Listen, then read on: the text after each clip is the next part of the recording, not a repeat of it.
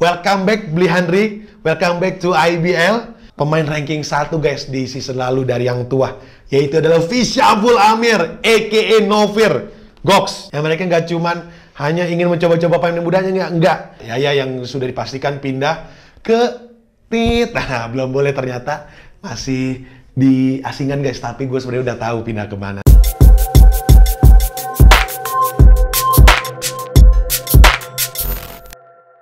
Oke, what's up ballers? Welcome back to Brickhouse Basketball Podcast. Masih bersama gue Coach Edo, aka The Tank dari Brickhouse Academy. Di episode kali ini, kita akan membahas tim yang berikutnya. Sebelumnya di minggu lalu gue udah ngebahas 4 tim yang akan berlaga kembali di IBL pastinya, dan persiapan dia di musim depan. Nah, gue akan ngebahas 7 tim yang sudah menjadi tim lama, bisa dibilang tim lama, dan juga ada beberapa tim baru yang akan menjadi tahun keduanya di IBL. Oke, yang pertama, gue mau ngebahas dari Prawira Bandung. Wah, ini salah satu tim yang selalu digadang-gadangkan setiap tahunnya adalah kuda hitam. Tapi beberapa musim berjalan, mungkin gue bisa lihat, dari gue terakhir main juga, 3 musim terakhir ini, Prawira sebenarnya mempunyai komposisi roster yang sangat baik. Nah, tapi sangat disayangkan pada saat berjalannya season dari regular dan sampai ke playoff, selalu Prawira tersisihkan dari perempat final. Sangat disayangkan. Padahal di rosternya sekarang dia mempunyai Abraham Damaragrahita, lalu ada juga Reza Guntara, ada juga Hans Abraham, juga ada pemain barunya nih yang sangat bisa support Prawira untuk di season depan. Yaitu yang pertama ada Andrea Riano yang baru pindah dari West Bandit, dan juga Alan Asadi. Lalu pemain mudanya yang sangat ditunggu-tunggu oleh semua fans basket Indonesia adalah Yuda Saputra.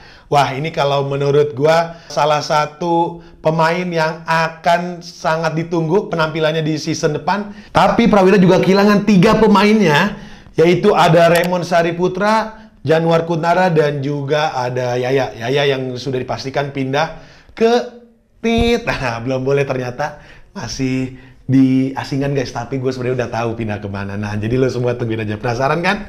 Nah, menurut gue untuk Prawira sendiri, dia perlu pemain big man, yes, untuk mengisi posisi 4, karena sebenarnya di posisi 5 dia udah punya Firman yang sangat bermain baik, dan juga ada Pandu Wiguna. Itu menurut gue sangat baik permainannya, sangat improve menurut gue Pandu Wiguna. Nah, tinggal mengisi posisi 4-nya nih. Ya, posisi 4-nya ini menurut gue dia bisa ambil pemain yang posisinya dan juga bisa outshot shooting. Ya, karena kita melihat Prawira sendiri yang khas bermainnya itu adalah permainan outshot shooting. Walaupun nanti di season depan dia akan berganti pelatih, yaitu David Singleton. Tapi gue masih penasaran juga apakah tipe permainan Prawira akan sama dengan banyak outshot shooting, atau memang lebih banyak nantinya akan bermain di pen area. Nah, ini yang gue masih penasaran banget dari Prawira. Gue sangat tunggu terus Prawira, dan setiap tahunnya gue sangat tunggu perkembangan di Prawira. Jadi kita sama-sama tungguin aja. Semoga Prawira bisa tampilin yang terbaik untuk season depan. Oke, yang kedua adalah yang akan mau gue bahas, Bima Perkasa Jogja. Nah, ini juga salah satu tim yang menjadi tim kejutan di IBL season kemarin, karena dengan rosternya yang makin kuat, kalau menurut gua, dia benar-benar bisa mencapai targetnya, sebenarnya bisa sampai ke lolos playoff. Cuman sangat disayangkan sekali pada saat di perempat final, dia kalah dengan Lovre Dewa United. Kalau menurut gua sebenarnya game 1 itu udah sangat mendominasi sekali dari Bima Perkasa. Tapi di game 2, di game 3, gua nggak tahu kenapa Bima Perkasa ternyata malah tersisih dari Lovre Dewa United. Nah, kalau kita ngebahas pemainnya, sebenarnya rosternya ini juga sangat kuat. Ya, tipe-tipikalnya juga hampir mirip juga dengan Prawira Bandung. Yang pertama, dia di posisi point guard punya Azarian Praditya. Ya, salah satu pemain senior juga yang sangat baik bermainnya. Terus dia punya rookie, dia juga ada Samuel Devin. Wah, itu gokil banget Samuel Devin, Rookie of the Year tahun lalu. Nah, terus ada pemain duanya, ada Febri Utomo, lalu dia juga punya Nuke Saputra, ya, yang baru bergabung di playoff, ya, karena cedera. Dia mempunyai satu jagoan yang sangat baik juga, yang baru dibeli dari Pacific Cesar tahun lalu, yaitu Indra Muhammad. Nah, Indra Muhammad sebenarnya sangat baik pemainnya, cuman Mungkin pesan gua ke Indra sedikit, asik pesan udah kayak Phil Jackson gua. Mungkin Indra lebih lagi dikuatin untuk drive to basket ya, Indra. Saran dari gua karena offset shooting lu udah sangat baik, apalagi kalau lu ditambah strength lu dengan drive to basket, pasti itu akan sulit dijaga oleh defender. Nah, terus juga di posisi 5-nya, ya yang kita tahu semua juga raja rebound di basket Indonesia yaitu Galang Gunawan, ya yang bermain juga sangat baik menurut gua di season lalu. Nah, kalau menurut gua sendiri, Bima Perkasa sebenarnya dengan roster dia sekarang mungkin harus menambah amunisi di posisi 4 dan 5 kalau menurut gua. Nah, posisi big man sangat krusial untuk tim Bima Perkasa. Apalagi gua denger gosip punya gosip, Galang Gunawan akan pindah tim, tapi belum tahu juga karena gua masih dengar gosip aja guys. Nah, apalagi dengan nantinya apakah benar Galang pergi apa enggak, itu sebenarnya PR yang sangat berat untuk Bima Perkasa harus mengisi kosongan itu.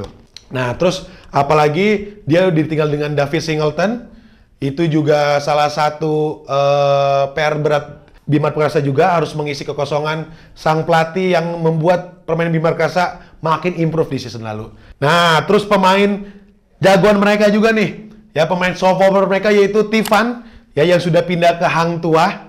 Nah, berarti dengan komposisi sekarang, posisi 2 mungkin harus ditambal sedikit nih. Mungkin bisa cari pemain yang, kalau menurut gua sih, pemain yang memang murni shooter kalau menurut gua. Karena dia sebenarnya udah punya Febru Tomo, dia udah punya Adit, udah punya Samuel Levin, yang memang kuatnya itu untuk drive to basket and then kick out. Nah, tinggal dia kuatin lagi di outside shootingnya. Itu menurut gua untuk Bima Perkasa. Oke, yang ketiga gua mau ngebahas tim tahun lalu yang baru bergabung adalah Bali United.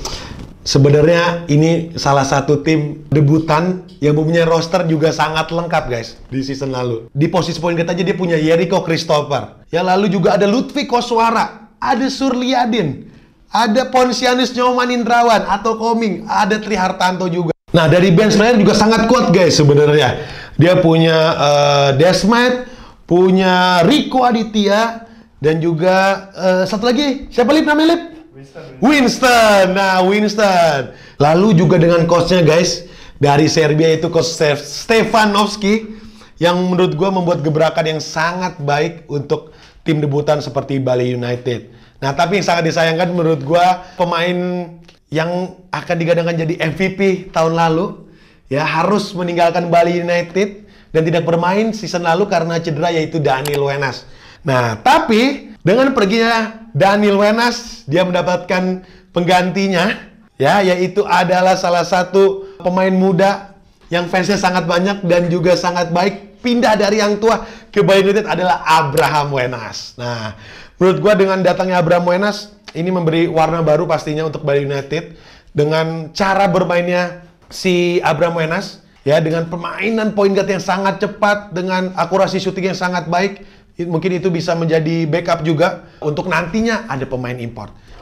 Lalu mantan pemain Aspak, yes, juga bergabung kembali, pemain asli Bali yaitu Handri Satya. Welcome back Bli Handri, welcome back to IBL. Lalu dia juga menambah komposisi dari pemain mudanya, ya, yang dengar-dengar ada salah satu pemain Indonesia Patriots namanya Pande. Nah, ini juga katanya akan bergabung ke Bali United. Nah, menurut gua Bali mungkin bisa lebih tajemin lagi untuk di bench player mereka. Karena menurut gua dengan komposisi mereka sekarang, kuat mereka di dalam starting 5 dan juga bench player tinggal ditambah sedikit. Even pun mau posisi 4, 5 ataupun sampai ke posisi guard, apapun bisa ditambah sih kalau menurut gua. Karena nanti juga ada pemain impor kan. Nah, itu bisa menjadi senjata untuk Bali United bisa sampai lolos ke playoff ataupun bisa memberi kejutan sampai ke finals. Itu buat gue untuk Bali United. Oke, yang keempat sekarang gue akan ngebahas Enesa Mountain Gold. Nah, Enesa Mountain Gold ini baru tahun lalu kalau menurut gue dia membuat gebrakan yang sangat besar. Mungkin di samping mereka akhirnya merger dengan Mountain Gold, ya dia mendatangkan juga B-Boy. Ya akhirnya B-Boy juga kembali bermain di Indonesia. Lalu dia mendatangkan Rizky Effendi. Nah, ini menurut gue salah satu guard-guard terbaik juga yang dimiliki Indonesia. Lalu juga ada pemain-pemain andalan mereka seperti Andre Ruri Pande, lalu juga ada Randika Aprilian, Jan Misael, lalu juga Ruslan. Ya, itu salah satu pemain-pemain pilar mereka. Sebenarnya sangat baik. Ini adalah pemain-pemain yang memiliki background skill dan pengalaman dan prestasinya yang sangat baik. Itu menurut gua. Nah, kalau menurut gua sebenarnya dengan komposisi yang gue sebutkan tadi, Indonesia Mountain Goat sangat-sangat bisa untuk compete sampai ke playoff. Tahun lalu juga Coach Inal dengan Coach Antonius Joko ya yang menjadi leader dari tim pelatihnya, menurut gua ini adalah salah satu keuntungan sebenarnya untuk NSA karena dilatih oleh pelatih yang mempunyai segudang pengalaman, mulai dari bermain sampai prestasinya di pelatih. Ini menurut gua sangat baik. Nah, sarannya menurut gua yang kita tahu semua juga Coach Inal akhirnya pindah. Dia harus mencari pelatih penggantinya yang lebih dari Coach Inal mungkin. Ya, menurut gua harus yang lebih dari Coach Inal. Ya, karena dengan komposisi dia sekarang sayang nih kalau menurut gua NSA kalau tidak dipoles lagi untuk bisa compete di season depan. Jadi, gue sangat menanti untuk NSA. Kita tungguin aja pokoknya buat NSA. Oke, sekian itu menurut gue untuk NSA Mountain Goat. Oke, yang kelima gue sekarang akan ngebahas Amarta Hang Tuah. Nah, Amarta Hang Tuah ini tim yang mempunyai komposisi pemain-pemain muda juga, ya, dengan talenta-talenta muda yang sangat banyak di Hang Tuah. Sebenarnya Hang Tuah ini memiliki masa depan yang baik nantinya apabila memang rosternya nggak banyak hilang-hilangan nih. Cuman sangat disayangkan yang kita tahu semua juga tadi yang gue udah sebutin, Abraham Wenas juga akhirnya harus meninggalkan Hang Tuah. Lalu yang gue dengar juga Oki Wira ya kontraknya habis juga dengan Hang Tuah, sepertinya akan hengkang juga gosipnya. Tapi masih kita tungguin juga. Nah, tapi sebenarnya Hang Tuah juga masih mempunyai beberapa jagoannya nih. Yaitu yang pertama yang pasti adalah pemain senior kita semua. Yaitu the one and only Kelly Purwanto. Ya, Kelly Purwanto sepertinya akan masih bertahan di Hang Tuah. Kontraknya sih gue masih belum tahu. Sebenarnya Kelly habis di tahun ini atau di tahun depan. Ya, kita masih tungguin aja apakah Kelly Purwanto akan masih stay atau akan pindah tim. Lalu juga ada Stephen Eno, salah satu shooter andalan dari Hang Tuah. Lalu yang ketiga, ini pemain ranking 1 guys di season lalu dari Hang Tuah, yaitu adalah Fisyaful Amir, a.k.a. Novir Gox. Dia bermain sangat-sangat baik. Gua tahu banget If, gue pernah setim dulu di Siliwangi bareng If. Wah, If mempunyai skill yang sangat baik dan makin bertambah season, makin improve selalu skillnya. Gue makin penasaran juga selalu untuk If bagaimana di season depan, apakah dia akan memberi kejutan lagi pastinya. Kita tungguin terus. Kalau menurut gue, dengan komposisi yang tua sekarang, lalu ditinggal juga oleh Coach Strasafari dan diganti sekarang oleh Coach Inal, sebenarnya ini salah satu gebrakan yang sangat baik oleh Hang Tuah. Nah, sekarang tinggal bagaimana Hang Tuah kalau menurut gua fokus juga pada pemain big man. Ya, karena di Hang Tuah juga sangat minim untuk big man. Lalu dengan ditinggalnya Abraham Wenas, sebenarnya tidak terlalu PR yang sangat berat untuk Hang Tuah. Karena dia mempunyai Shefli juga nih. Ya, salah satu poin guard yang sangat baik kalau menurut gua. Shefli gila sih. Ya, Shefli ini sangat bagus guys. Kalian bisa tonton aja highlight saya Hang Tuah kemarin. Shefli ini bermain cukup konsisten di season lalu. Nah, kalau menurut gua untuk persiapan di season depan, Hang Tuah harus fokus di posisi big man dan juga fokus juga untuk mengisi kekosongan di posisi 3 sih kalau menurut gua. Itu menurut gua untuk Amarta Hang Tuah. Oke, yang keenam gua akan ngebahas Satya Wacana Sen Salatiga. Nah, ini yang kalian sudah tahu semua, yang berisikan pemain-pemain muda terbaik khususnya di Jawa Tengah. Lalu juga ada pemain-pemain terbaik dari Bangka. Kita sebut saja bisa Anthony Erga, Alexander Franklin. Ya, dua pemain yang sangat-sangat baik bermain untuk season lalu untuk Satya Wacana Salatiga. Tapi kita juga tahu di Satya Wacana Salatiga dia mempunyai pemain jagoannya adalah David Nuban dan juga Hengki Lakai. Nah, ini adalah dua pemain andalan dari Satya Wacana Salatiga juga. Lalu pemain yang sangat baik bermain di season lalu yaitu adalah Brian. Yes, Brian big man ya, posisi 5, bermain sangat baik di season lalu. Nah, kalau menurut gua dengan komposisi sekarang ini punya Satya Wacana Sen Salatiga, kalau memang mereka fokus di regenerasi ini sangat baik. Ya, karena setiap tahun ini kita sangat tahu guys, Satya Wacana selalu mempunyai pemain-pemain debutan yang membuat warna baru untuk IBL Indonesia. Tapi sebenarnya dia tidak menutup kemungkinan untuk bisa compete dengan tim-tim papan atas. Ya, buktinya beberapa game di IBL season lalu juga Satya Wacana selalu memberi perlawanan. Jadi nggak hanya mereka hanya ikut-ikutan aja guys.